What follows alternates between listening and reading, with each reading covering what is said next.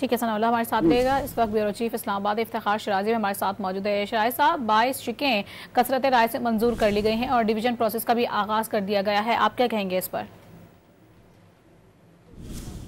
तरमीम मकसूद हो तो तरीकाकार यही होता है कि फिर उसके बाद हाउस की डिवीजन होती है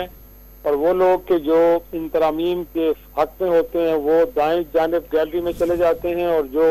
मुखालफत में होते हैं वो बाएं जानिब गैलरी में चले जाते हैं।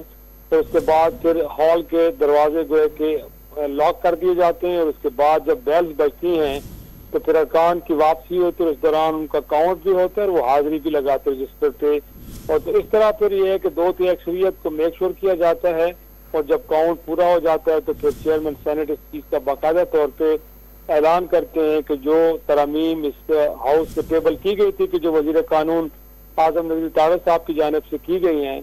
उनको बाकायदा तौर पर 2/3 अक्सरियत से मंजूर कर लिया गया है। और उसके बाद फिर होता ही है कि ये आइन में तरमीम तस्वर होती है और उसको फौरी तौर पर फिर नाफिजुल अमल भी हो जाती है। तो मैं समझता हूँ कि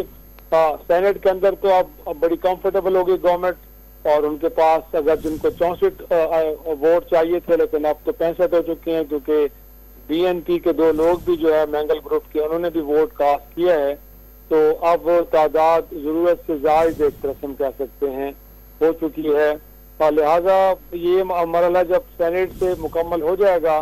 तो फिर इसके बाद अगला मरला है कौमी असम्बली में ऐवान ज़ेरीं के अंदर और वहाँ पे भी आपको मालूम है कि हुकूमत को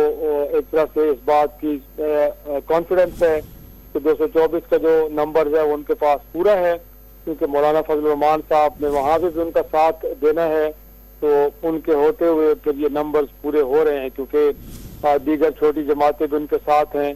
तो कंफर्टेबली आप कौमी असम्बली से भी हो जाएगा और यकीनी तौर पर वहाँ पे भी कुछ ऐसा ही अमल दोहराया जाएगा जिसमें पहले तो पार्लियामानी लीडर को स्पीकर्स देंगे, उसके बाद ये तरामीम टेबल होंगी और फिर शिकवार उनकी मंजूरी के लिए स्पीकर कौमी असम्बली उन्हें पढ़ेंगे और फिर अगेन वहाँ पे भी तरीकाकार ये होगा कि डिवीजन ऑफ हाउस होगा और काउंट के बाद वहाँ पे भी इन तरामीम को अडॉप्ट कर लिया जाएगा। तो फिर हम कह सकते हैं कि आज के दिन आईन पाकिस्तान में 26 तरामीम गोया के 22 जो कहा जा रहा है कि हो रही हैं और ये हिस्सा बन जाएंगी और फौरी तौर पर फिर ये नाफिज अमल भी होंगी। तो कल से हम कह सकते हैं कि जिन जिन आर्टिकल्स के अंदर तरमीम की गई हैं वो जैसे जैसे अब अडॉप्ट हो रही हैं उनमें तरमीम जो है वो अपना इन्फोर्स भी हो रही हैं। और सबसे पहले जो मरला दरपेश होगा हुकूमत वक्त को